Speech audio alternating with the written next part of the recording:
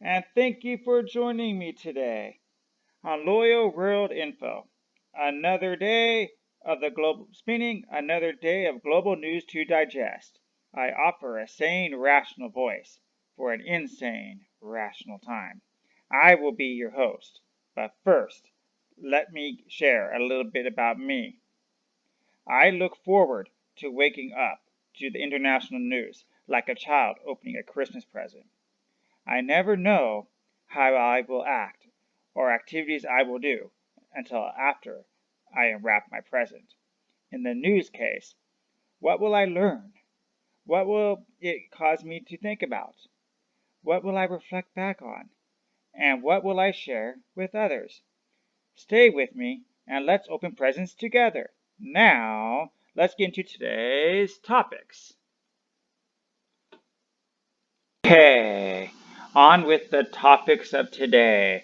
Today is April 9th, 2020, and our topics are vapors may have contracted the COVID-19 virus last July, new regulations on youth gaming, man sent to jail for spitting on police, vehicles limited to days of the week on the road, police request a permit issued by them to leave your house, what you can and can't do, fines issued, amounts given out, schools reopen, to whom, dog ATMs, and pandas find love.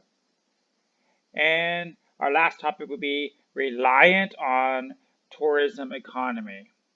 Now let's get into these. Okay, let's move on to our first article of the day. Chinese supercomputer and American doctor clash over AI coronavirus diagnosis of a young U.S. vapor. A supercomputer found in China found that a young vapor in hospital for a mysterious pneumonia in the United States last summer could have been coronavirus. The machine detected distinguished features suggesting high probability of COVID-19 in a CAT image of a patient who became severely ill between July and August in North Carolina, according to a diagnosis report seen by the South China Morning Post. The machine is at the National Supercomputer Center in Taichung. The feature includes white patches encroaching on the lower parts of the lungs, and pneumonia raises the eyebrows of some radiologists and at the early stages in the outbreak, because it was rarely seen in other types of pneumonia. What the image shows, the features of COVID-19 and comprehensive diagnostics is recommended in contribution with the epidemiological information and other clinical characteristics, said the report generated by the artificial intelligence. The patient was one of 5 people who showed up at the Wake Med Hospital in Raggett, North Carolina, at the same time with accurate lung injuries, according to the information on the website of the U.S. Centers for Disease Control and Prevention. Aged between 25 and 35, these 5 patients experienced similar symptoms, including shortness of breath, nausea, vomiting, uncomfortable stomach, and fever. All 5 patients were hospitalized for hyperoxic respiratory failure. 3 required intensive care for acute respiratory distress syndrome, 1 of which required interim and mechanical ventilation, said the U.S. CDC Morbidity and Mortality Weekly Report. Doctors ran tests for influenza and other known pathogens to identify the cause of the infection, and the rebuttal came back negative. All patients survived, and the cases were added to the U.S. CDC in a pool of hundreds of patients, potentially associated with the vaping or the smoking of electronic cigarettes that occurred last year. Vaping has increased rapidly in the U.S. in the recent years. Dr. Kevin, who led the medical team, explained that these patients at Wake Med defended the original diagnostic. The Chinese supercomputer could have made a mistake, according to the Davidson, because the features it identified in the CAT images were not unique at all. This findings on the chest CAT aggravor ground glass infiltrates is highly non-specific, and it is seen in many types of infections, he wrote in his email response. Other viral infections, accurate luring, injury from inhalants and drug toxicity, Alzheimer's lung diseases, and some environmental exposure could result in similar patterns, according to Davidson. What Teflon identified could therefore be an overlap between the Convid and vaping patients. Davidson added that there was no evidence suggesting that the 5 patients were connected to a single source of contagious outbreak, and they saw no sign of community spread in the neighborhood. Other cases occurred in summer 2019 were not clustered into groupings, as would be expected with the communicable disease, he said, and they have rapidly dissipated without any recurrence. Stay tuned for my thoughts on this, or questions.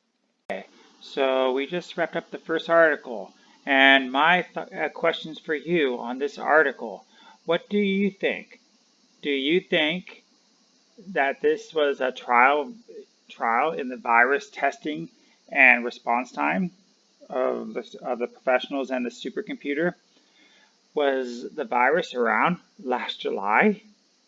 What do you think about vaping? Is it acceptable and safe? Leave your comments below. I'd love to hear. Let's move on to the next topic. Before we get into our next story, you may recall that the DSM-5 Diagnostic Service Manual, they diagnose gaming as a mental disorder now. And you may also recall that China has passed for the past few years laws to hopefully protect kids that they see or whatnot, because they say there's gaming addictions, and they have these camps where they send them away without any electronics or anything to re-educate them. Anyway, I don't really want to go into that, but I do want to go, that's a topic for another day. I do want to go into with new laws that did pass in China about the gaming market. And if you think they're okay, and if you think they'll eventually work their way west to America or Europe, and how you yourself would feel if these things were enacted. So here let's get into this, okay? All right, here we go. Oh, Jesus. So this is a breakdown of the article I showed earlier. Online gaming, new laws and regulations. There's going to be a time limit and a payment time limit per day, a payment limit per month. Parents will be able to check the game access time when your kids or whoever were online and how long they were online. The consumption patterns can be checked over an app by the parents and the government as they're watching you. The chat log monitoring, so anything you say can be seen by everybody. And it also makes it the law that the real person's name must be used when playing a game online. And the law already had this in effect, but from 10 p.m. to 8 a.m., no gameplay for anybody under the age of 16. If you're 8 to 16, you can play 90 minutes a day on weekdays and up to 3 hours on weekends. For anybody that's over 16, you can do more. Children that are 8 to 16 can only spend between $7 and $30 a month on games. Teenagers between 16 and 18 can be charged $15 to $56 a month, and children under 8 cannot play online games. So I'm throwing this out there with you because we've had these stories like Nintendo Switch, where the FIFA guy, the child who spent all of his money on FIFA, And there were a few other cases that were extreme. Do you kind of think these laws are okay? In which do you want to see them to come west? Or do you think they belong where they are and they should be rescinded? Leave your comments below. Thank you. We're moving on to our next story of the day. To me, this was one of my most disturbing articles I read today, and this took place in New Zealand. And it was about a man who spit on a police officer's face, and not only did he get arrested, but he ended up being convicted and going to jail for 14 years. So let's read this. Okay. Police acknowledge the sentencing of a man in New Plymouth court today on charging of aggravated assault on police where the man spat at a police staff. This incident occurred on April 9th, where the man had been onto several private properties and was located by the police staff nearby. Police attended, and they were dealing with the man because he became very aggressive and he spat on the police. As a result of the incident, the man was charged with aggravated assault by the police. He appeared in court this morning where he pled guilty and was sentenced to 3 months in prison. Okay, so my bad on 14 years. Abundant behavior, such as spitting, puts our police staff at risk and understandably causes stress and angst. In the current environment, we have identified spitting as escalating risk to both police officers and community, and it will not be tolerated. While we have a range of measures in place to protect other people, given the frontline nature of police work where there's risk. If someone does spit or cough on another person and they infect them, they risk being charged with diseases of the virus, and they can spend up to 14 years in prison should they be found guilty. So yes, I was right. If you give the virus to somebody, this can be land you in jail. So this is New Zealand, and this actually terrifies me because many times they put these laws into effect, but then they never go away when the problem goes away. And I also can see this being used against people.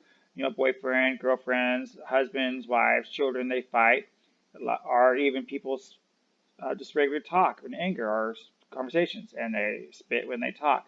Can you imagine somebody doing this just to rally you up, and then they spit on you, and then they call the cops on you, and then you go to jail, now you got a criminal record, or then they sue you for liability for getting them sick?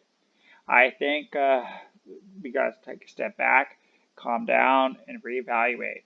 I'm reading a lot about New Zealand, and I'm telling you, it terrifies me. So anyway, I'm going to share a few more stories about these curfew and crackdown laws. So stay tuned for the next one.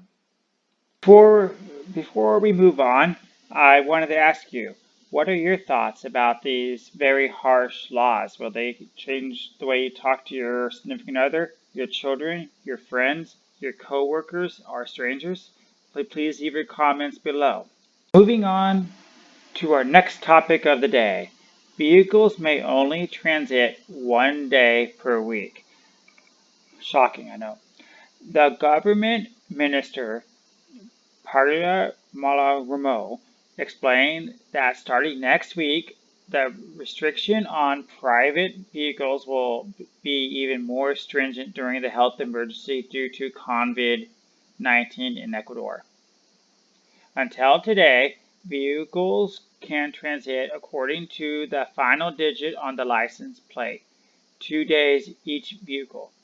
Starting next week, each vehicle will only be able to travel 1 day a week. It will not have a person or plate for 2 days of circumstance, said the minister in an interview with the Ecuadorian channel on the afternoon of this Friday, April 3rd.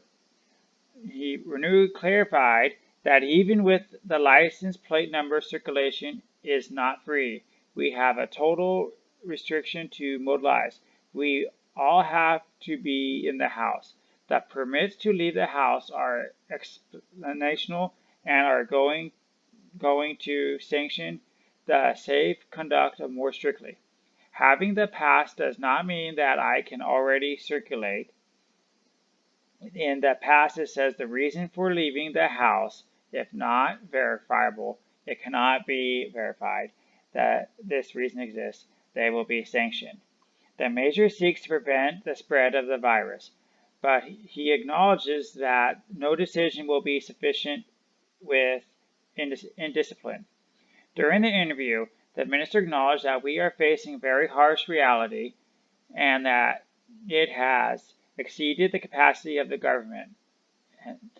Regarding the disposition of the president, he said, of the health emergency transport, Rameau said that the National Emergency Operations Committee authorized the publication of the monthly bulletin network. Okay, so the publication many times needs to go through several filters and methods to use. We have avoided these filters. We are going to give an approximate date with this indication, and we're prelux to report. He said, the first will be broadcast this Friday afternoon. Okay, so this is my question, because in America, we love our cars and we love our guns, okay? And cars are very expensive. And, okay, so here's the question. How would you feel if you could only use your car once or twice a week? And how would you get around on the other days to do errands? And would that justify your monthly bill when you actually buy a car? You pay the insurance and everything else. So, how about the decision? Yeah, so please let me know your comments below. So, my questions for this topic is, how do you feel about needing to give a police permit printable online to and from everywhere you go, and potentially going to jail for breaking the law? These people couldn't even go out and exercise. And when you did those permits, they wanted a lot of information from you. What did you want? So I don't know. To me, that's too intrusive. But give me your thoughts below on that. I'd love to hear your responses. Okay, moving on to our next story of the day. This one takes place in Dubai. And Dubai is going to make it mandatory. Dubai requires a police permit for anyone who wants to leave their home. And this is my first article on this country, so let's get into it. Dubai, residents of Dubai, the commercial and tourism hub of the oil-rich Gulf monarchy, have already been in lockdown for 2 weeks with all but essential businesses closed and no outdoor activities permitted, including exercise. Since Sunday, leaving the house for trips deemed essential, which only included visits to the grocery store, pharmacy, or doctor, now require a permit issued online by the Dubai police, with the new permit required for each trip. A mask and gloves are to be worn at all times when outside the house. On penalty of police action, the rules are in effect for 2 weeks, subject for renewal. All right, wow, I feel bad for these people that can't even go outside and exercise. Let's keep going. Permit applications are to be made online with the Dubai Police Department, at which point the application is supposed to receive a single-use text message login code. The application then requires you to enter your phone number, address, national ID number, reason for leaving the house, destination, date, time expected to leave and return, and license plate number if driving. Once approved, you have 24 hours to use the one-time permit. Dubai embarked on a citywide disinfection campaign last week, with a curfew imposed between 8 p.m. and 6 a.m., during which time residents need government-issued permits to leave their house. Now the rule applies for 24 hours a day. As the government tries to stem human movement to curb the spread of the virus, it it is estimated from 3.3 million. The movement permit requirement does not yet apply Ali Dubai or the Emirates. Police checks are routine and may be used by speed cameras, have been used to flash any cars on major roads during the curfew times, with fines applied to those who did not pre-register for essential errands. Individuals stopped by police outside without a permit run the risk of being fined or even prosecuted by the court. All right, so let's get on and talk about this. Okay, moving on to our next story of the day. This is actually going to be 2 articles about Singapore, about what you can and can't do, and the fines they've given out and how much the fines have cost. So on the first day of the circuit breaker is a lawbreaker, over 7,000 tickets were issued to people who didn't comply with the safe distancing measures. So let's read more about this. More than 7,000 tickets, adversaries, were issued to members of the public on Tuesday, April 7th. The first day, the authorities restricted the movement of people here to prevent the spread of the COVID-19. These individuals had breached the elevated safe distancing measures, the Ministry of Environmental and Water Resource Management media stated. Most of the offenders took place in the hockey centers and the markets. The ministry said that the riders' adversaries issued, including those given to members of the public at crowded markets, to remind them to keep a safe distance when queuing up or making payments by following the markings on the floor. An advisory was also issued to the stall holders at the Cafe Center for selling drinks intended for dine-in. In a Facebook post, the message Zuckermeister said that as of Wednesday onward, the authorities will not hesitate to issue stern warnings that will lead to fines for people who still continue to gather in public. These include those who continue to gather in large groups at void decks, playgrounds, community parks, even if they are doing nothing but chit-chatting, he said. Oh, wow, so you can't even go to the park and chit-chat. How like that? The health of all depend on each and every citizen of us working together.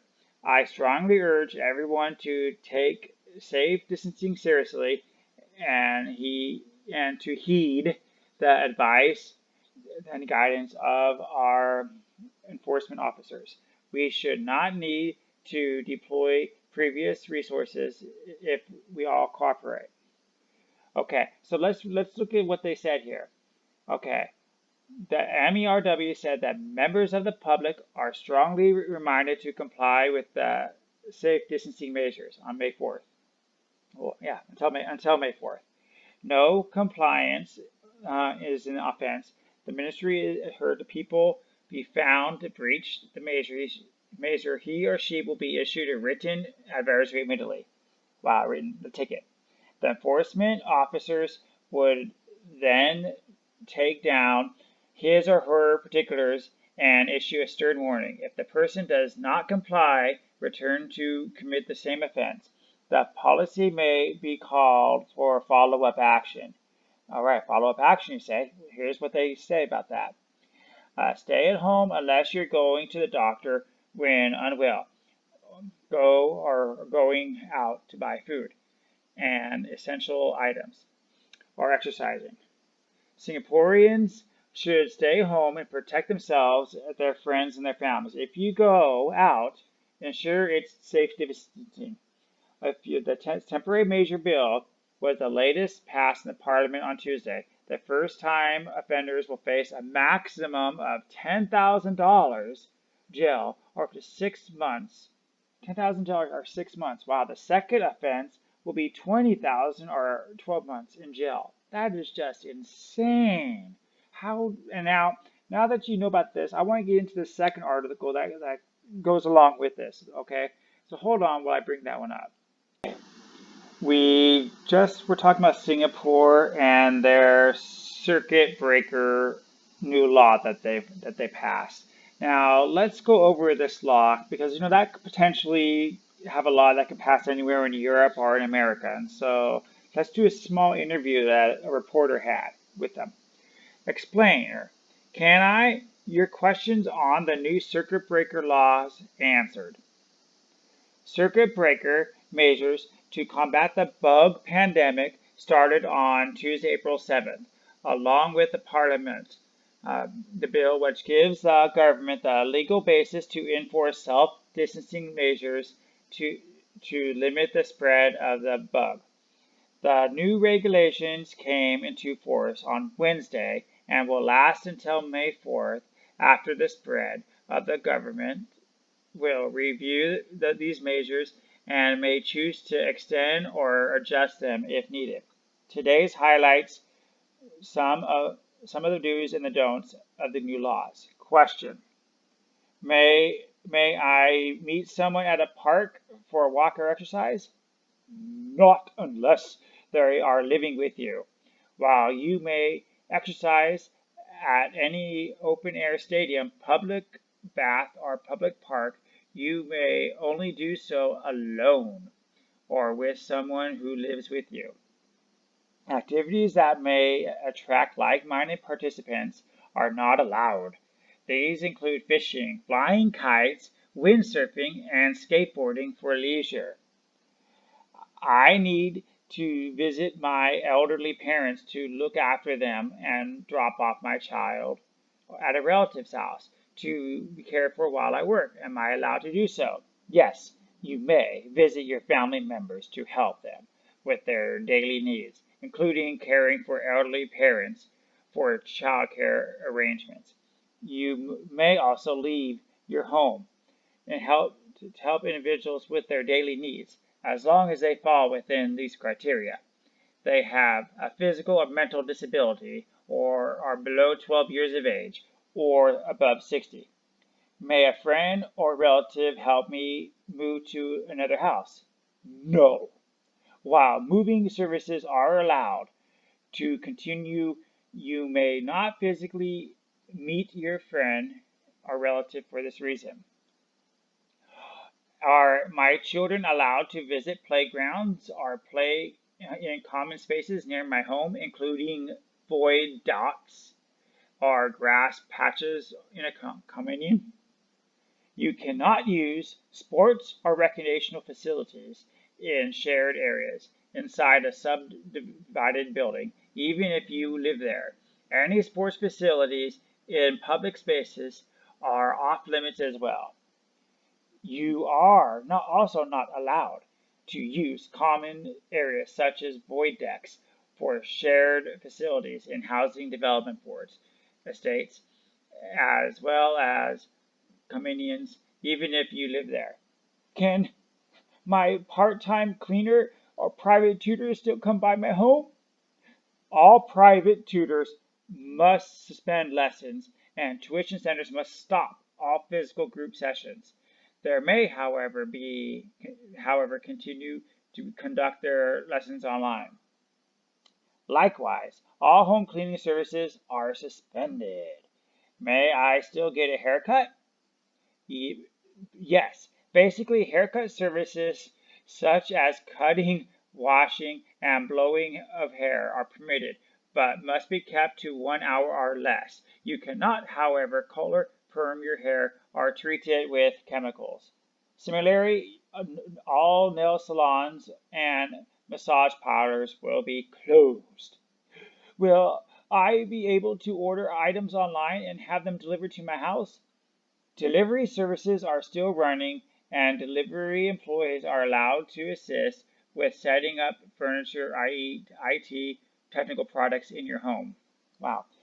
But they must maintain a safe distance of 1 meter from all occupants of the house, minimizing contact and interaction, and leaving immediately after completing their work. Companies must also ensure that the number of staff involved in daily delivery and installation is kept to a minimum.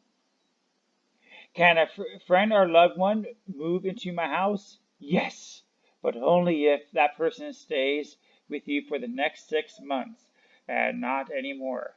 And I move somewhere else in the time frame. Wow, so no weekend passes. May I visit my boyfriend or girlfriend, fiance, or fiance, or my sibling who lives nearby? No! Any social contact is strictly limited to those living within your household. May I eat myself on a void deck in the public areas? No, you cannot loiter or eat in public area, even if you are by yourself. What are the penalties for non-compliance? Anyone who floats the relations are subject to harsh penalties under the Infectious Disease Act. First-time offenders will be fined $10,000 and jailed up to 6 months. Repeat offenders may be fined up to $20,000 and 12 months in jail. So this is my question for you guys. What do you feel about after hearing what you can and can't do after this article? Did you think of any of these were basic activities or rights? How would you cope if you could not do any of these things? If these laws were applied to you? I think I personally would go crazy if I can't see my child. Like, usually mother and fathers in America, they live apart. I can't go across town to see it. I can't see my girlfriend on the weekend if I worked all week delivering these trucks, like they said. This would drive me crazy, and I would start a revolt. But that's just me. Tell me about yourself. Okay, moving on to our next article of the day. This one takes place in Australia, and it's about schools. Okay, so let's read the article first, then you'll hear my thoughts. I'll ask for yours. Federal Education Minister orders independent schools to reopen for term 2. Federal Education Minister Dan has ordered independent schools to reopen and provide in-person education for children whose parents want it in term 2. In a letter sent by the Independent Schools Council of Australia and peak bodies in each state and territory on Thursday, Telhan stated he will use Australian Education Act powers to impose a new condition on independent schools in an effort to requiring them to make classroom learning available or risk losing federal funding. Independent Schools in Victoria Chief Executive Michael Green said that demand put on its schools is an impossible situation, caught between conflicting advice from the state and the federal authorities. It comes as a national cabinet meets on Thursday, a further opportunity for the government to push for schools to reopen as early as term 2, which starts on Tuesday in some states. Federal, states, and territories leaders discussed how to develop consistent national approach to what students should attend schools after its Easter holidays, although no decisions were made. Tehran ordered representative a shift away from the online learning at home to a classroom attendance, more likely sparkle tension with Victoria, which favored early closures of schools due to the above. Despite rising concerns, the Morrison government opposed schools closures all through March on the basis of medical advice, and even used the threat of withdrawing funding from independent and Catholic schools in a bid to force them to remain open. Closures were eventually triggered by the Victoria decision to bring forward the school holidays and urge the people-free days the states prepare for online learning. In preparation, the attendance of New South Wales schools dwindled to as low as 5%. Okay, so I want to stop there because these countries, that's why this got to me. First, Australia, as a gamer, I could tell you, I've never been to Australia, but I know many gamers who live in Australia. They'll tell you that the internet is very bad in all Australia. It's just too spread out, too open, so they have no good way for online internet. They could do TV lessons, but this brings up the bigger issue, which is why it also can affect America. If the federal government, is giving you tax dollars to teach the kids, but as the days go by, you don't teach them. Then why are they handing you over money? If you were a kid, you would remember that every day they would take attendance. Depending on the attendance is how much money they got. And well, they can't do attendance, they can't teach you, so they don't deserve any money. And when we talk about these nonprofits, well, they're using government land for free to provide a service. So it's a double catch 22. So anyway, what are your thoughts on this whole issue? Should the kids try to go back to normal life, and should that also allows the parents to have a normal life, or should we keep everybody at home? And also, this article said it was voluntary. It said if parents want to send their kids there, they should be allowed to. So let me know. I'll be interested in hearing. You know what? Let's move on to a more positive news article of the day. We actually have two. One is about a doggy cat ATM, and the next one will be about pandas who find love. So let's get into it. Okay, here we go. Humans in lockdown devise ATMs for dogs. An invention to feed strays, which includes turning cardboard boxes into all times meals, ATMs, where anyone can keep food for dogs in Merkut, has quickly caught on in residents from cities like Delhi and Gangzhou joining in. Wow, so that's in India. Netherlands are now positioning their pictures on social media while feeding strays or placing food in boxes under the hashtag and nominating 5 others to carry forward the kindness. In Merit alone, the number of such ATMs has risen to 50 from the initial 15 in just 4 days, says Matel, a 25-year-old resident who launched the invention on Sunday. Blank, who runs a city-based NGO, told Toy the response has been great. People from other cities have joined us. Alright. Ghazi-based Shaman chanced upon the hashtag while browsing social media. He has now set up such ATMs in his city. It's heartening to see people pass by and drop food in the boxes, says a 20-year-old student. Rajba, a resident of Murat, has opened half a dozen such ATMs in various residential blocks. Stray animals have been left to fend for themselves. Anyone who can should pitch in, he said.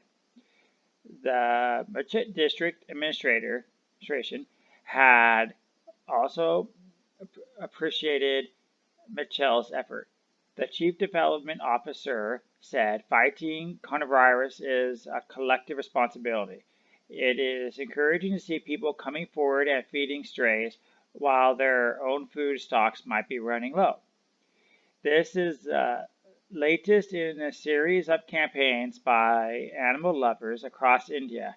Several WhatsApp groups are coordinating efforts to feed strays and have been issuing passes for this purpose. In Odisha, the government has sanitized R54 kilometers to feed strays, while in Alberta, animals are being accommodated in cow sheds. Dr. Buraya, wildlife expert and senior scientist at Bombay Natural History Society, said such inventions could also be extended to birds, probably cats as well. So anyway, what do you think about this cool invention? Leave your thoughts below, and let's move on to some pandas finding love. Moving on to our second animal topic of the day. This takes place at the Hong Kong Zoo. After 10 years of trying pandas finally mate during the coronavirus lockdown at a Hong Kong Zoo. So, alright, you might be basking in your own filth, watching the umpteenth hours of Netflix Or perhaps you're using all the spare time to try your hand at an ill-advised self-improvement project. Or if you're anything like Lili and Ying Ying, you're mating with your partner for the first time in a decade. The giant pandas who reside in Hong Kong's Ocean Park first attempted at natural mating 10 years ago, but with the zoos now closed to the public due to the virus restrictions, it would seem the duo has decided to make the most of their newfound privacy. Since Ying Ying and Lili arrived in Hong Kong in 2007 and attempted at natural mating since 2010, they unfortunately have yet succeeded until this year upon years of trial and learning. Michael Boom, Executive Director of the Zoology Operations and Coronavirus at Ocean Park, said in a statement, "The successful natural mating process is extremely exciting for all of us, as the chance of pregnancy via natural mating is higher than artificial insemination." According to the Ocean Park, the pair began spending more time playing in the water and leaving scent markings around their enclosure toward the end of March, coinciding with the beginning of the panda mating season, which lasts until May. If successful, Ying Ying could show signs of pregnancy as early as late June, although the zoo notes that she could also experience a blank pregnancy. We hope to bear wonderful pregnancy news to Hong Kongers this year and to make further contributions to the conservation of the vulnerable species. Okay, according to the organization, there's just over 1,800 pandas left. And this kind of sparked my interest, not just because it's cute, but I remember when I went to China, Chengdu, they had this wild animal park, and it was all basically a panda park.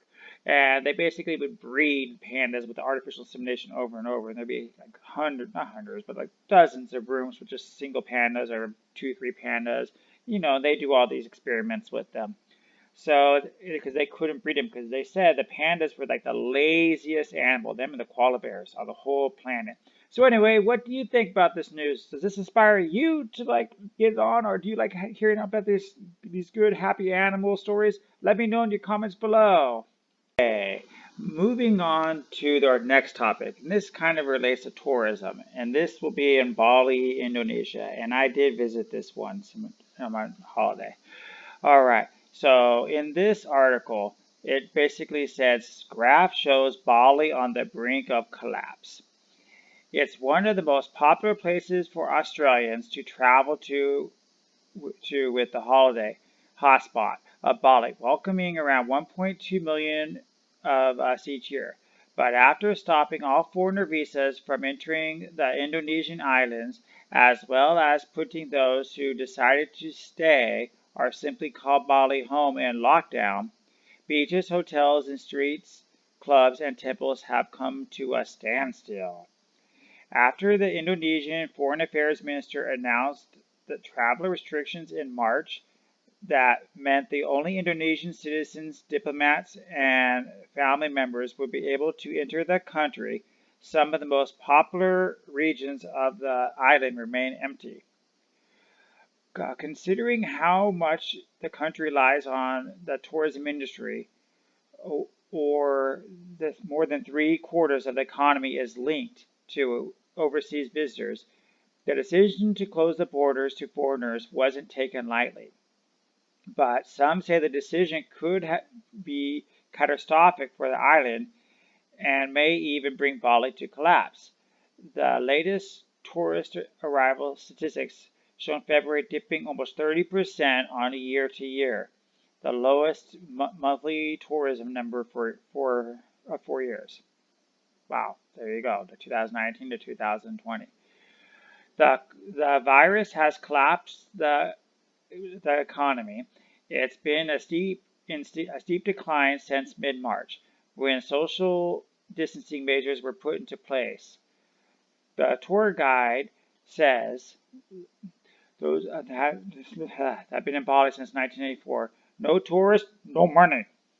Fellow tour agencies operators, uh, Malaysia has said that he has lost 80% of his income by mid-March. The current impact is quite felt here, and concerning for everybody. He told the newspaper.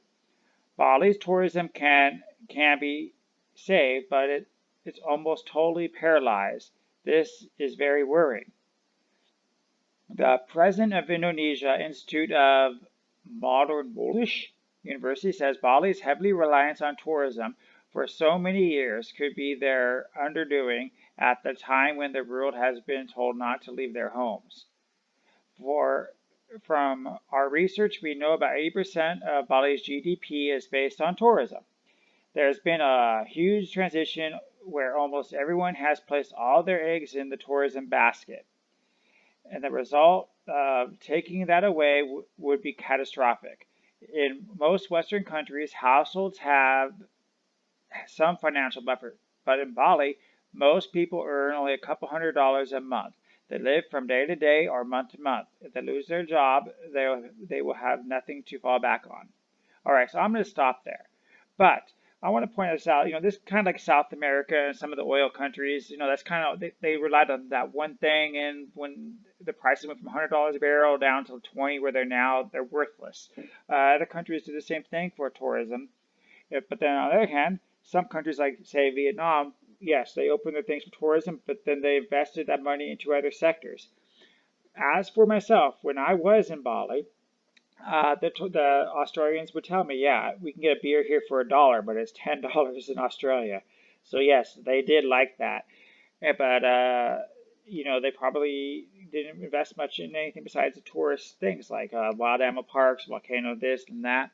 So what do you think? What do you do if you live in an economy that's based off of one thing, whether it's tourism or whether it's fuel or whatever, textiles? Let me know. I'd like to hear comments below. And how is this slowdown affecting you? Moving on to our last story of the day, the bug virus, and safe distancing measures to be rolled out across public transport network. In Singapore, all trains, train stations, buses, bus stops, and interchanges will be progressively marked by safe distancing stickers, the Land Transport Authorities on Thursday, April 9th said, the third day. Standing spaces and seats that should be avoided will be marked out.